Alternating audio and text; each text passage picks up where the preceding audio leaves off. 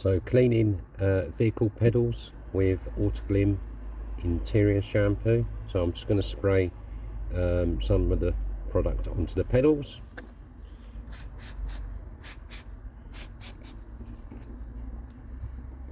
And then using a soft detailing brush to work the product in.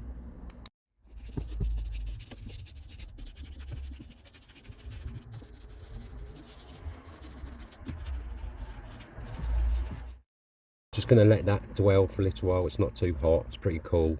Just let the product do its stuff. Now I'm going to give the pedals a wipe with microfiber.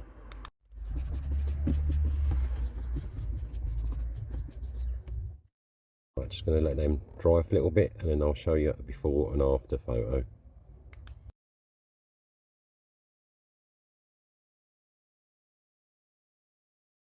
If you like this video, please do consider subscribing to the channel.